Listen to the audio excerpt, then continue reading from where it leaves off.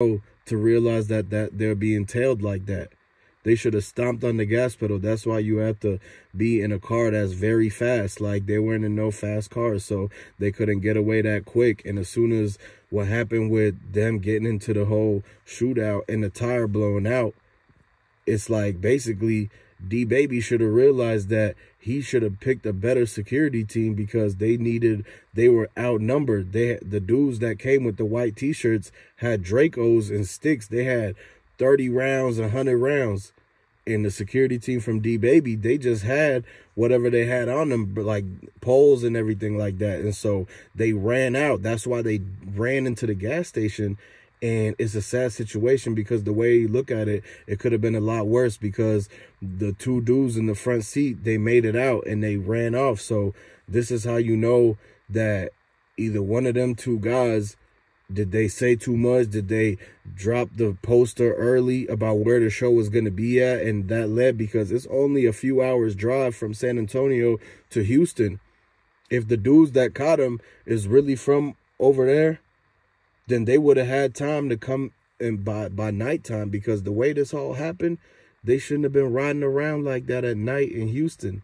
That's why DeeBaby, the way that DeeBaby even came into the situation, he shouldn't have even been out there. He should have stayed in San Antonio. If he would have literally looked out the mirror as soon as he saw them pull up, they were already telling him.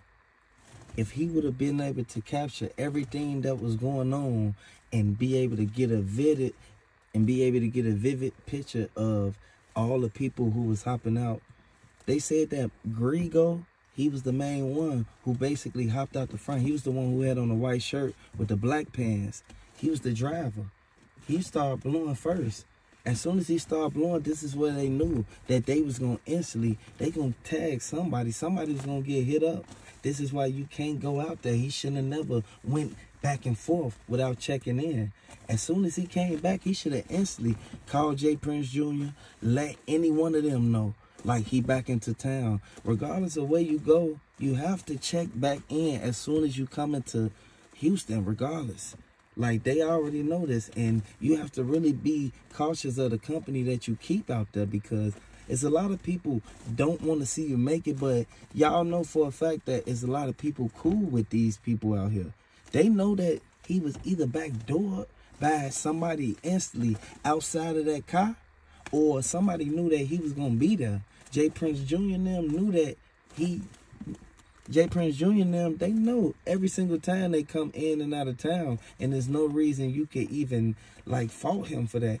I would like to send my heart-on condolences to that man, because I want him to get well, man. He shouldn't have never even had to go through that. He was on his rising career. He was taking care of his kids. He was doing everything he had to do. People liked him in the neighborhood. People knew that he wasn't even the type of person to go out there and do that to nobody, so why would they do that to him? They knew what they did. I want to say get well. I would like to say get well, DeeBaby, and I would like to get down to the bottom of everything that's going on. And RIP to the dude that couldn't make it, man, because the way the detectives explained it is that the guys in the white t-shirts, they actually had no masks on. So when you really open your eyes and look at what's going on, if they didn't wear masks, that means they were going for the whole thing, man. They were trying to take him out completely. And that's why people got to realize that when people wear the mask and they go and they do certain things and they go on the drill, they try to go and slide somewhere, right? What ends up happening is that they wear the mask because they just try not to get caught on the cameras or anything like that. For these dudes to pull up and hit them with 237 rounds that they counted, for them to do that with no mask, that means they were trying to wipe them out completely. And so that's why they got to realize that they must have not been anybody who's actually been caught before, like on camera. They could be anonymous. They could have been completely brand new people who came into the situation that he didn't even think about that was going to end up facing off with him. The mysterious thing about this, and I would like to say get well to DeeBaby, they didn't have on a mask. They got caught on camera with their face, so the feds instantly, they're going to get down to the bottom of this. they're going to eventually catch the culprits who did this to him. And I would like to say RP to his homie, the dude that was standing next to him when he went inside of the gas station. This is a sad situation. We need to really look at this and really take this and really put our eyes on what's really going on, because they shouldn't have never even ran up on him once they hopped out that car with them Dracos and them Blicks. Y'all got to really look at this, man. They could have did this to anybody. Why did they pick him? Why was it a back door? Why did they kept saying that he should have never went to that gas station specifically? What happened at that gas station? Did something happen previously at that gas station to the point where they was following him on the expressway? He couldn't even get off the expressway quick enough before they instantly started telling them. And then as soon as they tried to pull up to the gas station, the dudes turned off as if they wasn't even following him. So the thing is, when someone's telling you, they're going to at least be 5 or 6 cars back. He kept asking his homie in the car, like, why is these dudes in the back? Like, it was like 6 cars back. It's like they kept swerving the car just to see in the lane. They wanted to actually see if DeeBaby was up there. Like, they wanted to keep a close eye on it. And then they saw what the license plate was. So as soon as they tried to get off the highway, they got off the highway with them, but then they turned off on the block on the other side, and then they parked on the other block. This is why the truck that pulled off too, as soon as that gray Charger pulled off, this is why they instantly start going the same exact direction. I want everybody to know they cornered them in. They boxed them off. It's over with now. They're going to get caught one way or another because they got their face on camera. And HPD, they don't play no games. They going to instantly get down. Exactly, and it was supposed to be a bulletproof Cadillac. They told DeeBaby when he got the car with the $100,000 cash that the Cadillac Escalade was supposed to be bulletproof. But when that Charger pulled up and the 3-4 dudes with the white T-shirt started dumping into the car, because they waited until they got out of the gas station to do it because they didn't want it to hit the pumps.